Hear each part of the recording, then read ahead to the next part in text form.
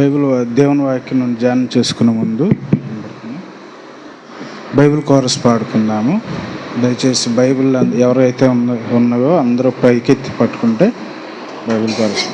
పఠింప శ్రేష్ఠ గ్రంథము బైబిల్, పఠింప శ్రేష్ఠ గ్రంథము బైబిల్, అనుదినము పఠించిన ప్రేమ తోడ నడుపును.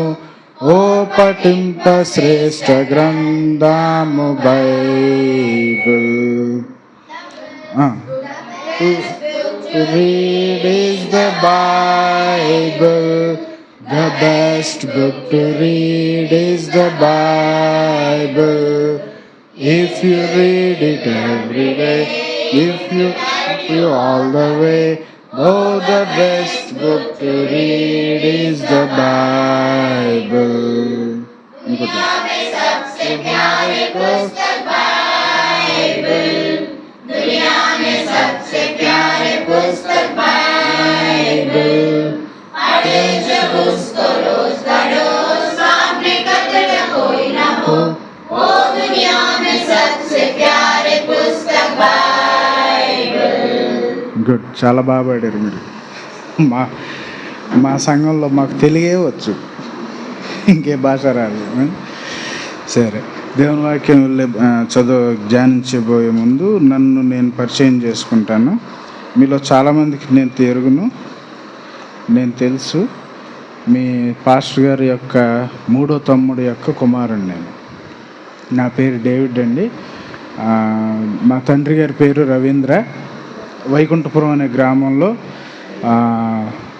93 నుంచి పరిచర్య కలిగి ఉండి అక్కడే దేవుని సేవ చేస్తున్నారు.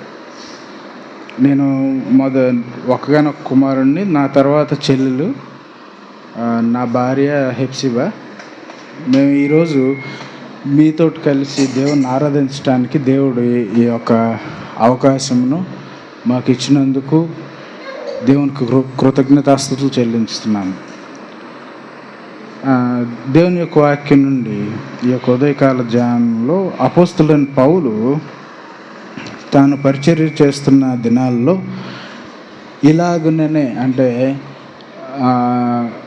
గృహముల ఎదుట, అంటే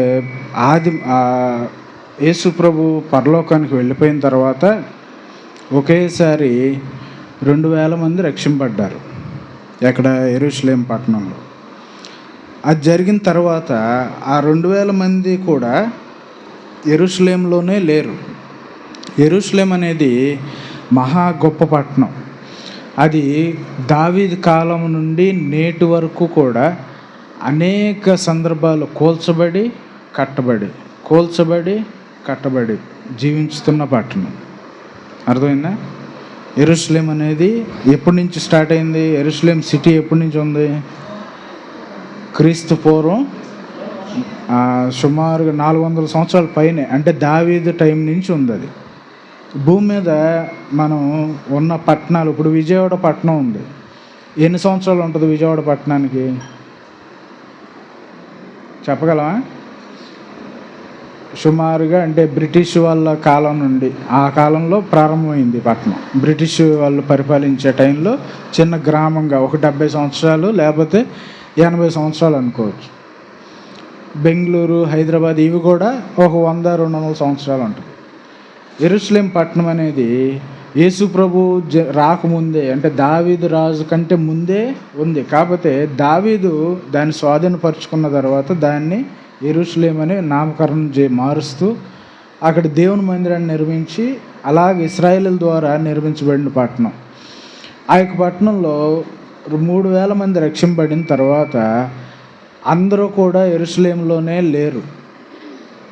ఆయా ప్రాంతాల నుండి వర్తక వ్యాపారాల నిమిత్తం వచ్చిన వారు కూడా రక్షింపబడ్డారు.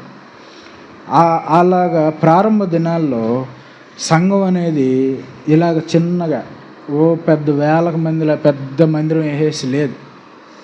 ఎలా ఆరాధించేవారు? చిన్నగా, ఇప్పుడు మనం ఉన్నట్లే చిన్నగా 10 మంది, 20 మంది, లేకపోతే 30 మంది, ఇలాగ వారు ఎక్కడ కుదిరితే అక్కడ దేవుని ఆరాధించడానికి సమకూడుతున్నట్లుగా క్రొత్త నిబంధన అంతా అలాగా కనబడుతుందండి. ఇక్కడ అటువంటి కుటుంబమే తెసలోనికలో ఒక సంఘం ఉంది. ఆ యొక్క తెసలోనికలో ఉన్న సంఘంలో ఉన్న వారిని పౌలు యేసు ప్రభువును గురించిన ప్రేమను వారికి బోధించి యేసు ప్రభువును గురించిన సంగతులను వారికి నేర్పించుతూ వచ్చాడు. 4వ అధ్యాయము మొదటి 2 వచనాలు చూస్తే ఎవరైనా చదవగలరా?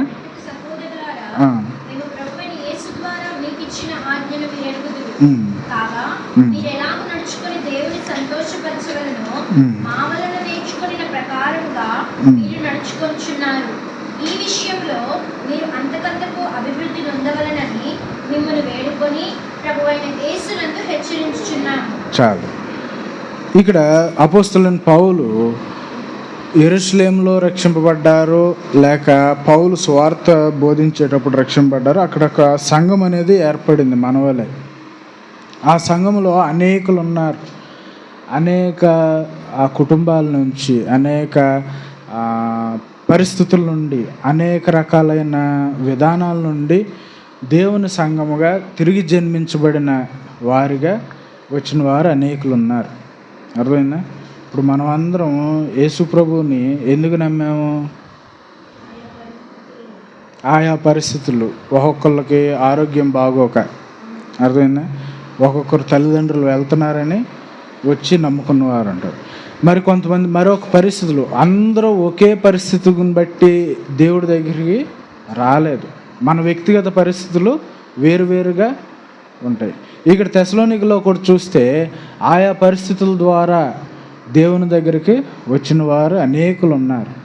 వారు అనేకమైన పరిస్థితుల ద్వారా వస్తూ దేవునితోటి వారు సహవాసాన్ని, రిలేషన్ని కోరుకుంటున్నారు. అంటే ఇప్పుడు అసలు ఈ దేవుడు ఎవరు, మనుషులు ఎందుకు దేవుని దగ్గరికి వెళ్ళాలి అనేది అర్థమైతే వారికి దేవుని యొక్క అవసరం ఏంటో అర్థమవుతుంది. అలాగా వచ్చిన వారికి పౌలుతో ఉన్న 12 మంది శిష్యులు వాళ్ళు దేవుని గురించి సంగతులు నేర్పించుతూ ఏం చెప్తున్నారు? కాగా మీరు ఎలాగో నడుచుకొని దేవుణ్ణి సంతోషపరచవలనో మా వలన నేర్చుకొనిన ప్రకారముగా మీరు నడుచుకొనవలనని నడుచుకొనుచున్నారు. ఈ విషయంలో మీరు అంతకంతకు అభివృద్ధి పొందవలనని పౌలు తాను చెప్తున్న సంగతి, తాను నేర్పించుతున్న సంగతి, తాను ప్రభువుని నమ్మిన విశ్వాసులు లేక ఆ తెసలోనికలో ఉన్న సంఘ విశ్వాసులు ఏ విధంగా జీవించాలో, ఏ విధంగా నడుచుకోవాలో, ఏ విధంగా వారు దేవునికి అర్హులుగా ఉండాలో దాన్ని నేర్పించుతూ దాన్ని బోధించుతున్నాడు. అంతకంతకు వర్ధిల్లాలని కోరుతున్నాడు. అంతకంతకు అక్కడే ఉండాలని కోరట్లే. ఎక్కడ ఒక సామెత ఉంటుంది. ఏ సామెత? గొంగళ బురుగు పాకుతుంది, చీపురితోటి తుడిసి విసురుతారు, లేకపోతే చీపురికి పట్టించి జాడిస్తారు. ఎక్కడో పడిద్ది. ఎక్కడ ఉంటుంది? అక్కడే ఉంటుంది, కదలదు. ఎందుకని? మొత్తం గందరగోళం అయిపోయింది దానికి బ్రెయిన్లో. అది ఉన్న స్టేజ్ ఒక చోట అది నడుస్తుంటే దాన్ని తీసి ఇంకో చోట వేసారు. ఆ వేసిన దెబ్బకో అదురుకో కదలదు, చాలాసేపు రౌండ్గా అయిపోయి ఉంటుంది. చూసారు ఎప్పుడన్నా? అలాగా ఈ సామెతను బట్టి మనం ఆలోచిస్తే అనేక సార్లు మనం నేర్చుకున్న సంగతులను అభివృద్ధి పరుచుకోవడానికి అంటే మానవ జీవితంలో భూమి మీద మనం పుట్టింది మొదలుకొని చనిపోయే వరకు కూడా మనుషులు ఎలా మారిపోయారంటే, ఆదికాండం నుంచి ప్రకటన గ్రంథం వరకు చూస్తే దేవుని వాక్యంలో చదివితే అర్థమవుద్ది. మనుషుడు అసలు జన్మించింది, మనుషుడిని దేవుడు సృష్టించింది ఆయన సంగతులను, ఆయన విధానాలను, ఆయన రాజ్యాన్ని వెదకమని దేవుడు నిర్మించాడు. అయితే మానవుడు వివిధ తంత్రాలు కలిగించుకుని వాటి వెంట పడుచు, వాటిని వెతుకుచు, వాటి వైపు పరిగెడుతూ ఉన్నాడు. ఎలాగూ? పుట్టిన తర్వాత ఏమిస్తారు? పాలు తాగుతారు. పాలు అయ్యాక కొంచెం బాగా బలం రావాలని సెర్లాక్, ప్యారెక్స్ అని బాగా పట్టి పోస్తారు. అది కూడా అయిన తర్వాత పళ్ళు వచ్చేటప్పుడు అన్నం పెడతారు. ఇలాగా స్టేజ్ల వారీగా పెరుగుతారు. ఆహార విషయంలోనే కాకుండా జీవితం విషయంలో కూడా ముందు ఏం చేస్తారు, స్కూల్లో పడేస్తారు. అవునా? 3-4 ఏళ్ళు దాటేసరికి బ్యాగ్ కూడా తేలిచ్చి స్కూల్కి అలవాటు చేస్తారు. ఎప్పటి వరకు స్కూలు? 10 వరకు కాదు, ఇంకా ఉద్యోగం వచ్చే వరకు ఆ బడే. స్కూలు, కాలేజీ, యూనివర్సిటీ, అలాగ జీవిత ప్రయాణం నేర్చుకుంటాడు. నేర్చుకున్న తర్వాత అయిపోద్దా? అవ్వదు. నెక్స్ట్ ఏంటి? చదువు తర్వాత ఉద్యోగం తర్వాత పెళ్ళి తర్వాత పిల్లల తర్వాత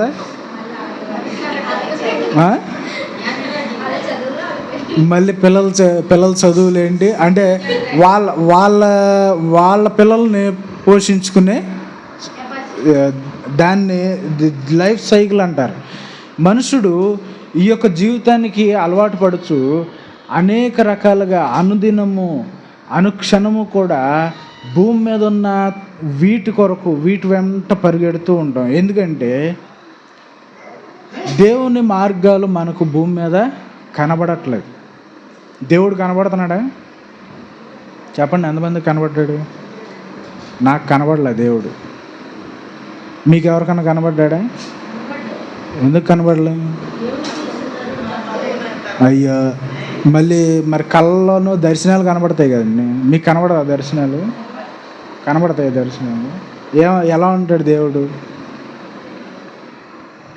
ఆలోచించండి. ఆదికాండంలో యెహోవా దేవుడు మోషేతో ఏం చెప్పాడు? నన్ను చూచి ఏ నరుడు బ్రతకలేడు. దేవుని చూచి ఏ నరుడు కూడా బ్రతకలేడు. కాకపోతే అనేకులు కొంత ఓవర్ భక్తి వస్తూ ఉంటుంది. అలా ఓవర్ భక్తి వచ్చిన వాళ్ళకి అప్పుడప్పుడు దేవుడు కనపడ్డాడు అని అపోహ కలుగుతూ ఉంటుంది. తప్పేం లేదు, ఓకే, మంచిదే. అయితే మనుషుడు భూమి మీద కలిగి ఉన్న పరిస్థితులను బట్టి దేవుణ్ణి వెదికే సమయం అనేది మానవునికి లేదు. దేవుణ్ణి కనుగొనే సమయం అనేది మానవునికి లేదు.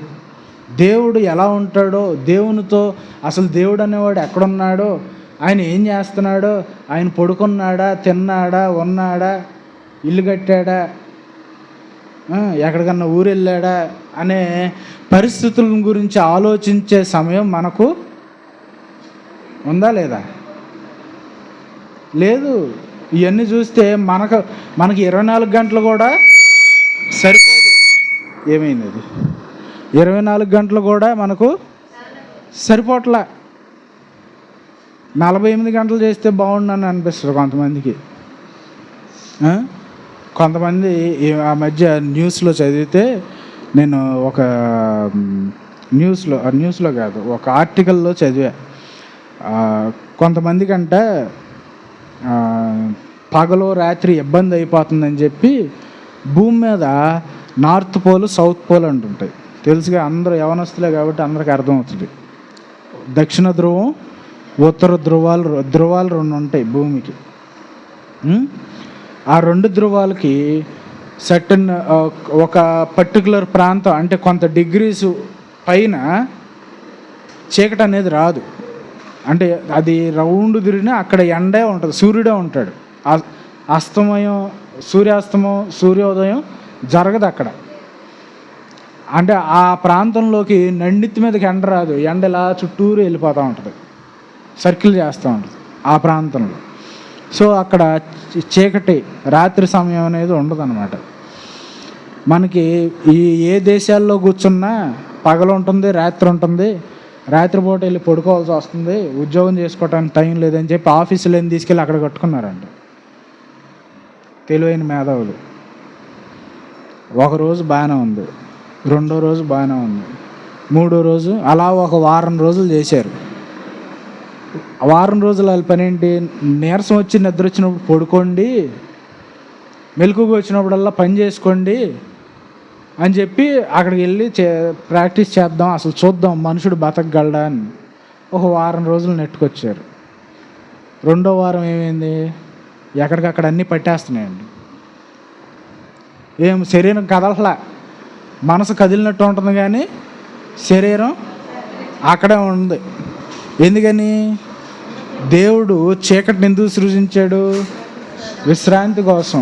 శరీరానికి కూడా బలం. చీకటిలో అంటే ఇంత టైం అనేది ఉంటుంది, లిమిట్. ఆ టైం వరకు మనం ఏం చేయాలి? శరీరానికి విశ్రాంతి ఎక్కడ ఇవ్వాలి? నిద్రలో ఇవ్వాలి. అంటే ఈ కరెంట్ ఇవన్నీ కృత్రిమంగా మానవుడు కనుక్కున్నాడు, కానీ ఏమి లేకపోతే ఎలాంటి ప్రదేశంలో పడుకుంటాం మనం? పూర్తి చీకటిలోనే ఉంటాం. ఆ చీకటి అనేది మన శరీరానికి కూడా మంచిది. కాబట్టి ఉదయాన్నే మనకు శక్తి అనేది రెన్యూడ్ ఎనర్జీ అంటాడు. అంటే తిరిగి మళ్ళీ మన శరీరం శక్తి పుంజుకుంటుంది. అర్థమైందా? ఇలాగా మనుషుడు అనేక రకాలైన పరిస్థితులను, అనేక రకాలైన వాటిని కలిగించుకుని దేవుని సంగతులను, దేవుని యొక్క మార్గాలను తెలుసుకోవటం అనేది పూర్తిగా మర్చిపోయాడు. ఇది మర్చిపోవటం వలన దేవుడు తాను నిర్మించిన ప్రజలను, తాను సృజించిన మానవుణ్ణి విడిచిపెట్టదలుచుకోలేదు. మనుషుడైతే రావట్లేదు, కానీ ఆయనైతే దిగి వచ్చాడు. ఆయనైతే విడిచిపెట్టలే. ఆయన మొదటగా ఆ పాత నిబంధన గ్రంథంలో మనం అందరం చదివాం. మోషేను, అబ్రహామును ఏర్పాటు చేసుకుని, అబ్రహాము ద్వారా ఇశ్రాయేలీలను ఏర్పాటు చేసుకుని, ఇశ్రాయేలీల ద్వారా భూలోకాన్ని దర్శించాలనే ఉద్దేశం కలిగి ఉండి వాళ్ళని ఏర్పాటు చేసుకుంటే వాళ్ళు కొంత చేయగలిగారు, కొంత చేయలేకపోయారు. కాబట్టి మనుషుల వలన మనుషులను విడిపించడం అసాధ్యమని దేవుడు తానే అసంభవమైన దానిని ఏర్పాటు చేయటానికి తానే శరీరధారిగా భూమి మీదకు దిగి వచ్చాడు. అందుకనే యేసు ప్రభు నరుడుగా భూమి మీదకు రావాల్సి వచ్చింది. ఇలాగ యేసు ప్రభుతో సహవాసం చేస్తూ, యేసు ప్రభు బోధించే సంగతులను విని, యేసు ప్రభు చెప్తున్న ఆ యొక్క మర్మాలను తెలుసుకుని, యేసు ప్రభు నేర్పించుతున్న సంగతులను నేర్చుకుని ఆయన వెంట ఉన్నవారు వీళ్ళు. ఎవరు? అపోస్తలులు. వాళ్ళు ఏం గొప్ప టాస్క్లు ఏం చెప్పట్లేదు. మనం అందరం హైందవ ధర్మం నుంచి, హిందూ ధర్మం నుండి పిలువబడిన వారం. మన ధర్మాల్లో, పాత ధర్మంలో ఏముంది? తప్పు చేయకరా చెడిపోతావు అని ఉంది. పాపం చేయకరా నరకానికి పోతావు. పుణ్యం చేయరా ఎక్కడికి వెళ్తావు? స్వర్గానికి వెళ్తావు. అన్నీ చెప్తాయి.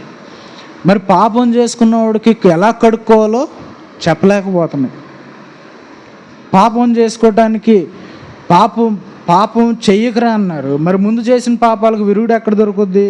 తెలియదు. పుణ్యం కావాలంటే ఈ కొండ ఇన్ని మెట్లు ఉన్నాయి, మోకాళ్ళ మీద ఇల్లు ఎక్కువ అంటే ఎక్కుతున్నాం. మనం అందరం ఎక్కిన వాళ్ళం. అక్కడికి వెళ్ళు తలకాయ ఇవ్వు అంటే తలకాయ ఇస్తాం.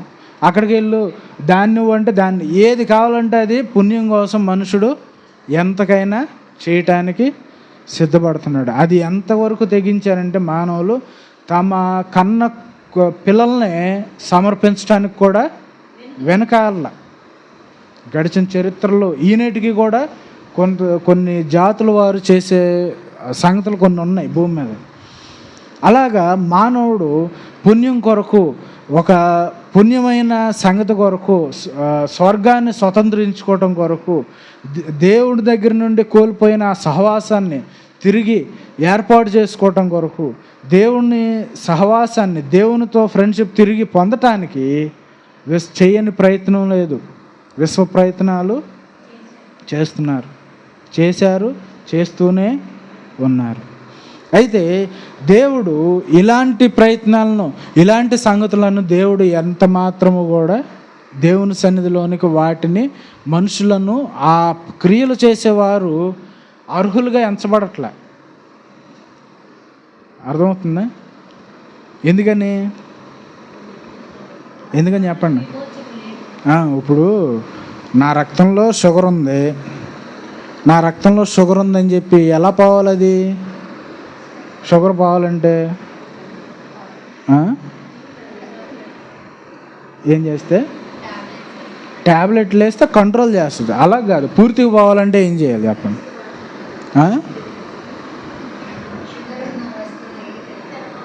మీరు అది కంట్రోలింగ్ మెథడ్స్ చెప్తున్నారు, రెమెడీ చెప్పట్లేదు. రెమెడీ కావాలి. బ్లడ్ తీసేసి వేరే బ్లడ్ వేస్తే పోద్ది, అది కరెక్ట్ విధానం. అవునా కదా? నా రక్తంలో షుగర్ వచ్చింది కాబట్టి ఈ రక్తాన్ని తీసేసి షుగర్ లేని రక్తం వేసుకుంటే షుగర్ ఉండదు, అది కరెక్ట్ రెమెడీ. ఇప్పుడు మరి షుగర్ లేని రక్తం అని చెప్పి పిండితే ఉంటానా? ఉండను. అర్థమైందా? నేను ఉండను కాబట్టి, నేను అలా చేయలేను కాబట్టి నేనేం చేస్తున్నా? ట్యాబ్లెట్లు వేసుకుంటున్నా. ట్యాబ్లెట్లు వేసుకున్నంత మాత్రాన నా రక్తంలో షుగర్ లేదని ఉంటుందా? ఉంటుంది. ట్యాబ్లెట్లు వేసుకుంటే కంట్రోల్డ్గా నేను ఉంటున్నా. లోకంలో ఉన్న మతాలన్నీ కూడా ఈ విధముగా మనుషులను దేవుని ఎదుట సంపూర్ణులుగా చేయట్లేదు. అది దేవుని ఎదుట సంపూర్ణమైన పవిత్రుడిగా నిలబెట్టలేకపోతున్నాయి. ఏదో తాత్కాలికమైన రెమెడీ చూపిస్తున్నాయి. నువ్వు పాపం చేయకు అంటే 40 దినాలు ఉపవాసం ఉండంటున్నాయి. నువ్వు ఆ పని చేయకూడదు అంటే ఒక రకమైన దుస్తులు వేసుకో అంటున్నాయి. మరి దుస్తులు విడిచేశాక అసలు దుస్తులు అక్కడ పైన ఇప్పటం, కింద సగం దారికి వచ్చేసరికి మొదలెట్టడం. ఎందుకని? నాలుక లాగేస్తూ ఉంటుంది. మానవ నైజం అది, మానవ స్వభావం అది. మానవుడు ఏర్పాటు చేసుకున్న ఈ నియమాలు, నిష్టలు, ఈ యొక్క ప్రత్యేకపరుచుకుని జీవించే ఈ యొక్క విధానాలన్నీ కూడా దేవుని ఎదుట, ధర్మశాస్త్రం ఎదుట పవిత్రుడుగా, వీడు పవిత్రుడు అని రాయించలేకపోతున్నాయి ధర్మశాస్త్రంతో. మరి ఇంకెప్పుడు మానవుడు పవిత్రుడు అవుతాడంటే ఎప్పటికీ లేదు. మానవుడు శరీరంతో, రక్తముతో, ప్రాణంతో ఈ యొక్క పాపాలన్నీ అంటించుకున్నాడు కాబట్టి ఆ శరీరమును, ఆ యొక్క రక్తము ద్వారా, ఆ యొక్క ప్రాణము ద్వారానే దానికి విమోచన కలుగుతుందని దేవాది దేవుడు నరుడుగా జీవించవలసి వచ్చింది. అయితే ఆయన ద్వారా ఏర్పాటు చేసి పిలువబడిన, ఆయన ద్వారా ప్రత్యేకించబడిన వారందరూ కూడా, ఇక్కడ అపోస్తలుడైన పౌలు చెప్తున్నాడు ఏంటి? మనం నేర్చుకున్న సంగతులను నేర్చుకున్నట్లుగానే ఉండక ఆ విషయాల్లో అంతకంతకు అభివృద్ధి చెందాలి అని చెప్తున్నాడు. ఏంటి అభివృద్ధి చెందాలి అని అంటే, ఏంటి అభివృద్ధి చెందటం? ఏ విషయాల్లో అభివృద్ధి చెందటం? తర్వాత చదవండి.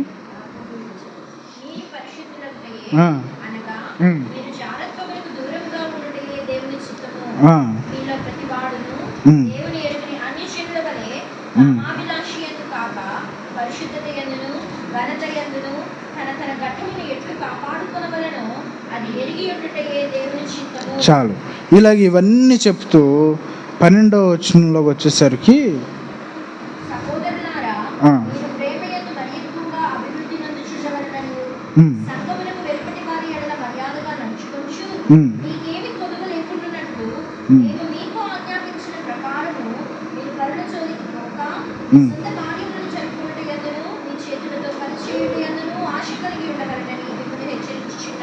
చాలు.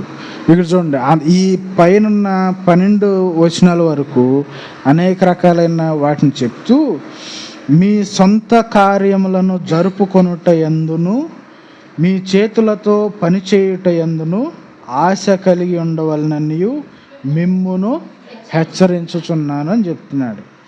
సొంత కార్యములు మరియు సొంత పనులు. ఇక్కడ సొంత కార్యములు, సొంత పనులు అంటే శారీరకమైన సందర్భాన్ని గురించి పౌలు చెప్పట్లా. సొంత పనులు అంటే మేము సొంత ఉద్యోగం, మా సొంత పనులు, సొంత పనిపాట్లు కలిగి ఉంటున్నాం, అది కాదు. మనం భూమి మీద ప్రత్యేకించబడిన వారముగా, అంటే క్రైస్తవులముగా, యేసుప్రభువుని నమ్మి అంగీకరించిన వారముగా, యేసుప్రభువు యందు తిరిగి జన్మించిన వారముగా, ప్రత్యేకించుకున్న వారముగా జీవించాలి. ప్రత్యేకించుకొనిన వారముగా జీవించడం అంటే దేవుని రాజ్యంలో నాకు తగిన కార్యములు భూమి మీద చేయవలసినవి కొన్ని ఉన్నాయి. అర్థమైందా? ఏంటవి? ఏంటవి కార్యాలు? ఎవరికైనా ఐడియా ఉందా?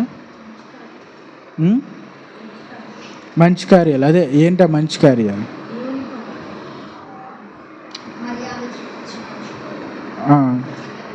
ఈ వేటి ఎడల మర్యాద ఇచ్చి నడుచుకోవటం అంటే శారీరకంగా కాదు. ఆలోచించండి, శారీరకముగా కాదు, దేవుని మాటలు వినటం. ఓకే, ఆజ్ఞలు పాటించడం. ఇంకా అసలు ఏమి కాదు. అసలు ముందు మనం నేర్చుకున్న కార్యాలు అపోస్తలుడైన పౌలు, పేతురు, వీళ్ళందరూ 12 మంది శిష్యులు ఎవరి దగ్గర నేర్చుకున్నారు? యేసుప్రభు వారి దగ్గర నేర్చుకున్నారు.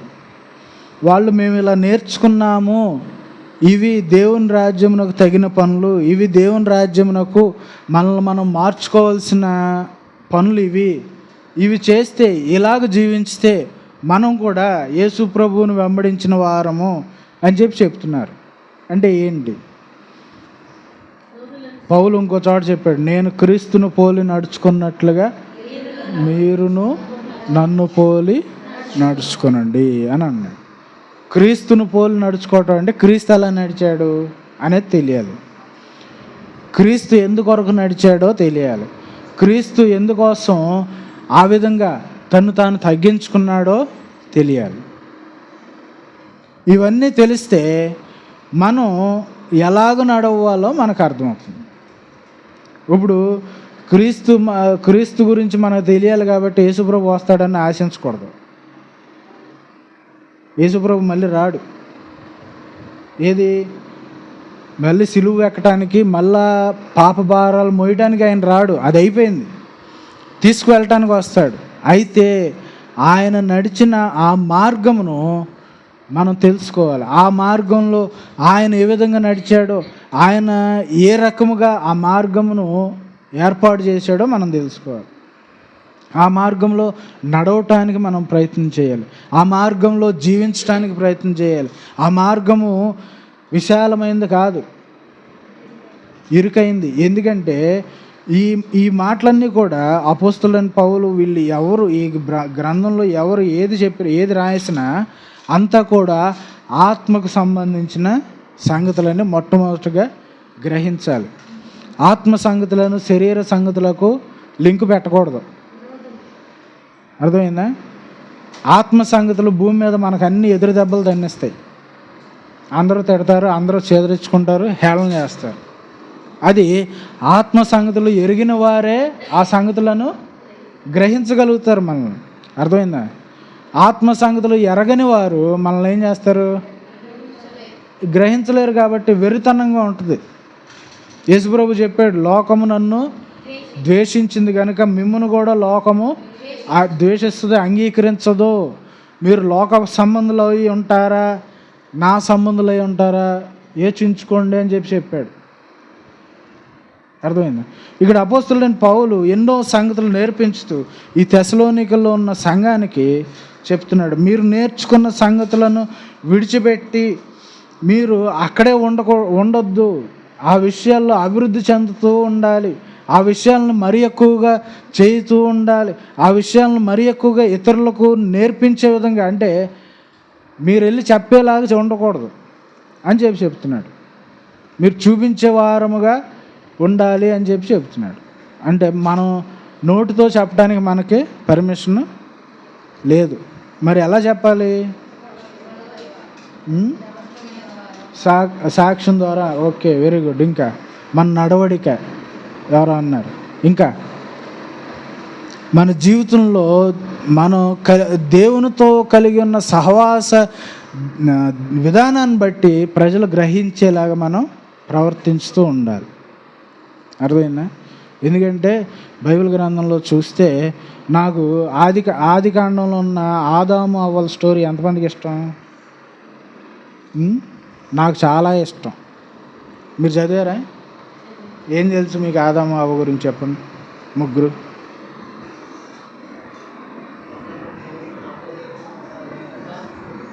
ఫ్రూట్ తిందని విన్నాను. ఇంకా ఇంకా సహజంగా మనం అందరం ఆదాము అవ్వ గురించి తెలుసుకునేది ఆ పాపం చేసిన ఆ సన్నివేశం మనకు తెలుస్తుంది ఎక్కువ. పాపం చేయకముందు వాళ్ళ జీవితం ఎలా ఉందో ఊహించారా? పాపం చేయకముందు వాళ్ళు ఎటువంటి తోటలో ఉన్నారు తెలుసా? అంటే ఏముంటాయి ఆ తోటలో? ఓకే, జీవవృక్ష ఫలాలు అన్నారు, రమ్యమైన ఫలాలు అన్నారు, ఇంకా ఇంకా ఏయో చెప్తున్నారు, ఉన్నాయి చెప్పకుండా.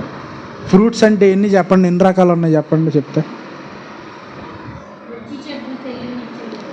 అది లేదు కదమ్మా, మనకు మార్కెట్లో దొరకదుగా అది.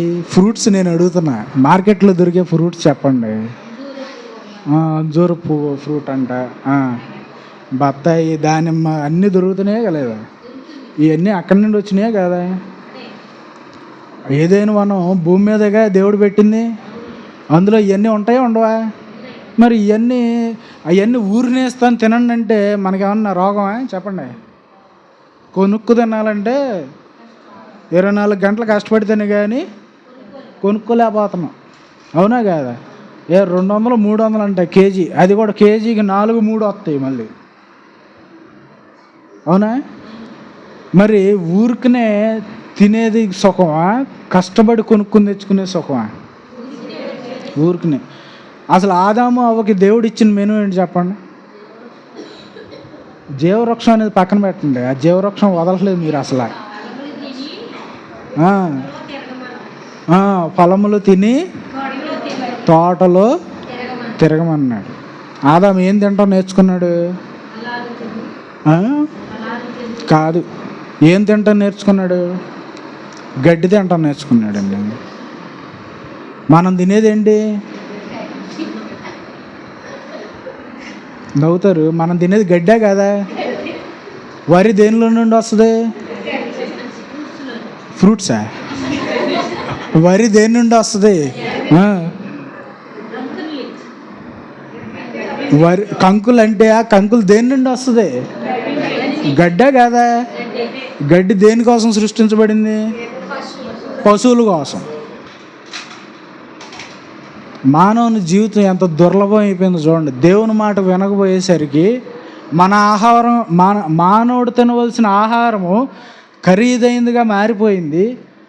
పశువులు తినేది మానవుడికి ఆహారం అయింది. నెబుకద్నెజర్ రాజు కూడా ఏం చేశాడు అంటే, నెబుకద్నెజర్ రాజు కూడా మన బుద్ధి లాంటి బుద్ధి అయ్యిందనమాట.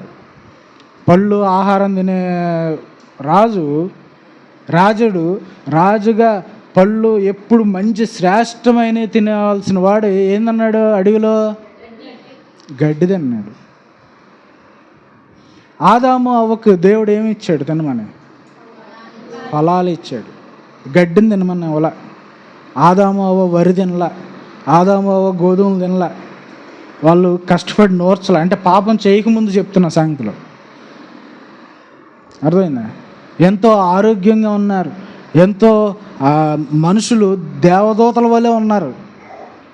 వాళ్ళని మోసపుచ్చాడు ఎవరు? అపవాది. మీరు ఈ దేవదూతల్లాగా అయిపోతారని ఆల్రెడీ దేవదూతల్లాగా ఉన్నవారిని, ఆల్రెడీ దేవదూతల కంటే పరిశుద్ధులుగా ఉన్నవారిని, ఆల్రెడీ దేవునితో ముఖాముఖిగా మాట్లాడగలిగిన వారిని ఏం చేశాడు? దేవుని దగ్గరికి వెళ్ళలేకుండా చేసేసాడు.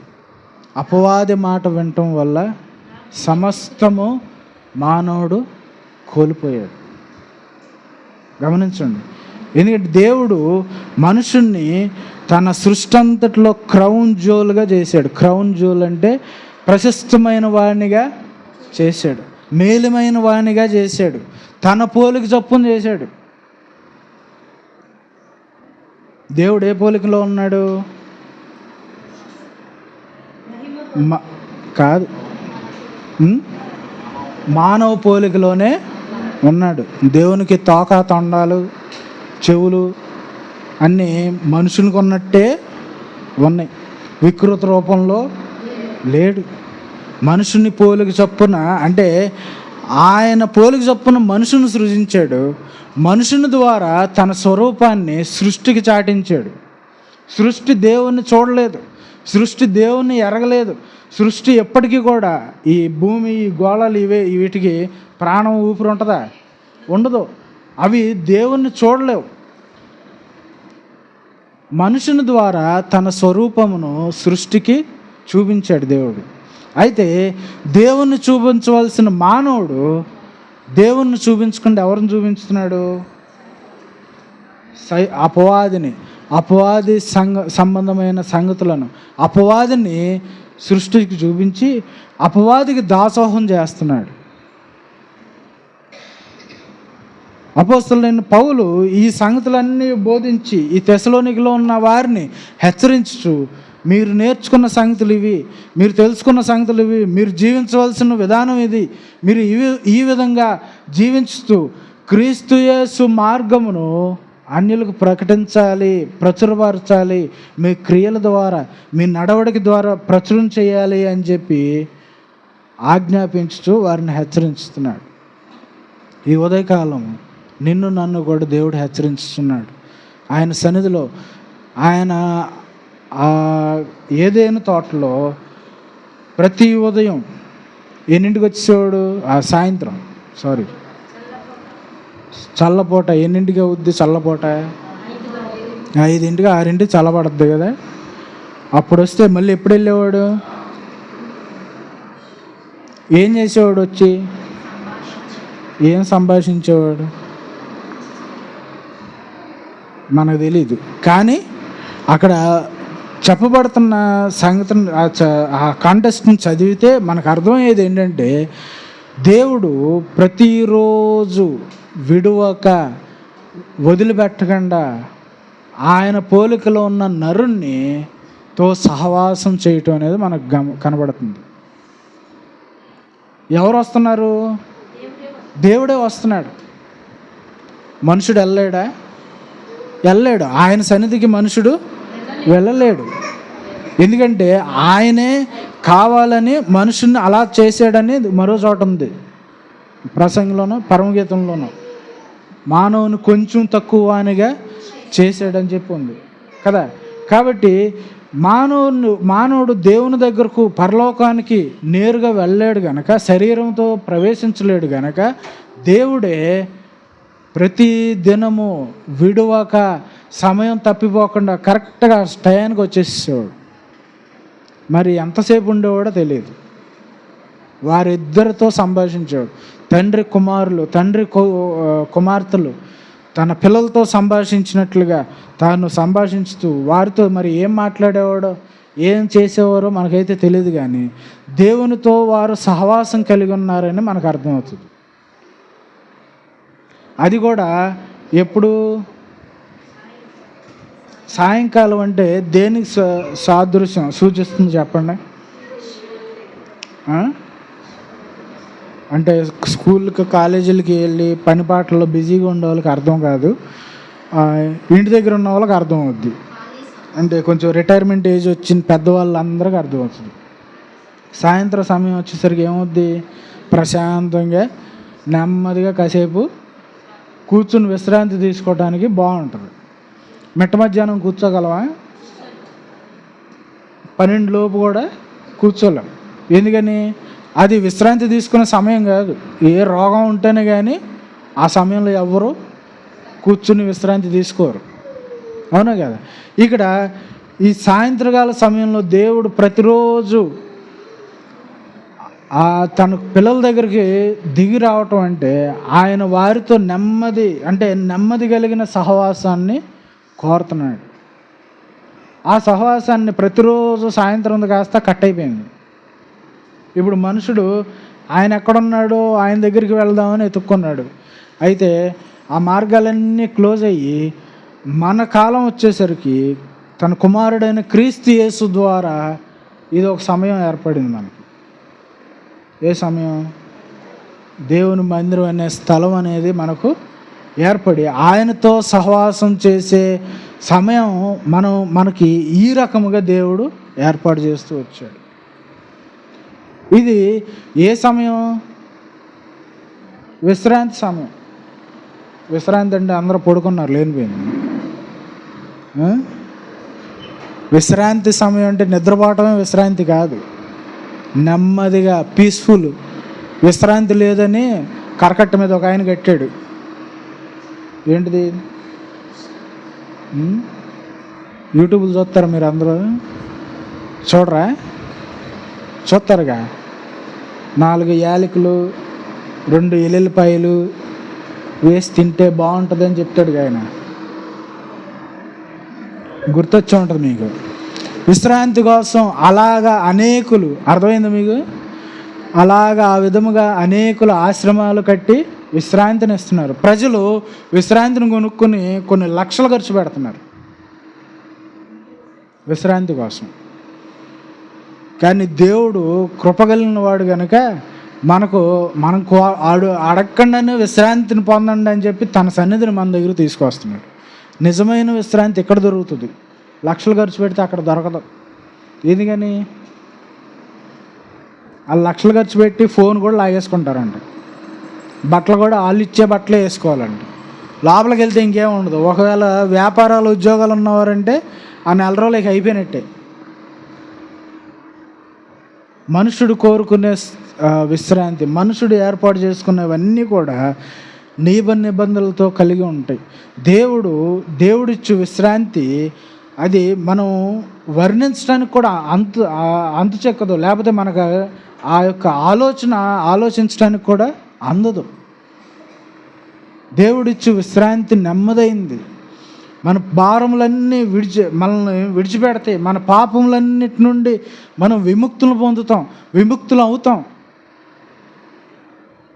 ఆ యొక్క విశ్రాంతిని దేవుడు మనకి ఇవ్వటానికి ఆదాము దగ్గర కోల్పోయిన ఆ యొక్క సహవాసము దేవుడు తిరిగి మన ద్వారా ఏర్పాటు చేసుకోవటానికి నిన్ను నన్ను తన మందిరంలోనికి పిలిచాడు. ఆయన మందిరంలో మనం నేర్చుకుంటున్న సంగతులను విడిచిపెట్టకూడదు. ఆయన మందిరంలో మనం పొందుతున్న విశ్రాంతిని విడిచిపెట్టకుండా అంతకంతకు అభివృద్ధి నొందాలి అని చెప్పి పౌలు హెచ్చరిస్తున్నాడు. పౌలు వేడుకుంటున్నాడు. అంటే అర్థం చేసుకోండి. ఆ చివరిగా నేను చెప్పేది ఏంటంటే, పౌలు చెప్తున్న దాన్ని బట్టి మనం భూమి మీద ఎటువంటి పరిస్థితులన్నా కలిగి ఉండొచ్చు. భూమి మీద ఎంతటి బిజీ లైఫ్ అన్నా ఉండొచ్చు. భూమి మీద ఎన్ని శ్రమలన్నా పొందొచ్చు. భూమి మీద ఎన్ని పరిస్థితులు ఉండన్నా మన కుటుంబాల్లో మనం ఆ భయంకరమైన సిచ్యువేషన్స్ ఎలాంటివి అయినా సరే మనం ఉన్నా సరే దేవుని మందిరంలో పొందే విశ్రాంతిని, దేవుని మందిరంలో దేవుడు మనకిచ్చే నెమ్మదిని కోల్పోయామంటే అది మన దౌర్భాగ్యం అని అనుకోవాలి. దేవుడు నెమ్మది కలిగి విశ్రాంతిలో ఆయన మనకు బోధించుతాడు. కావాలంటే మీరు పాత నిబంధనలో చదవండి. ఎన్నో చోట్ల దేవుడు ఒక ఉరుము శబ్దంతోటో లేకపోతే గాలి వానతోటో మాట్లాడలే. ఉరుము గాలి అన్నీ వచ్చి వెళ్ళిపోయిందా, మెల్లనైనా స్వరముతో మాట్లాడనని ఉంటుంది.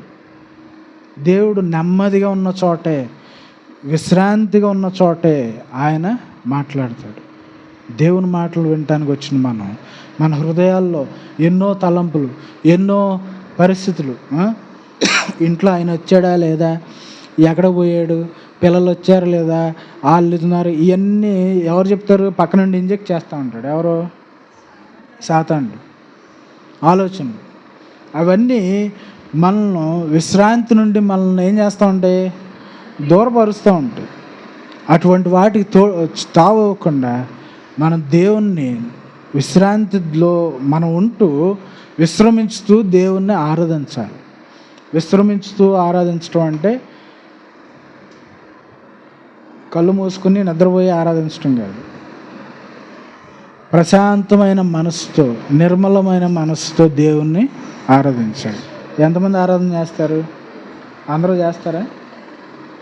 అందరూ? ఓకే. అందరూ మోకరించి ఒకరి తర్వాత ఒకరు ఆరాధించండి.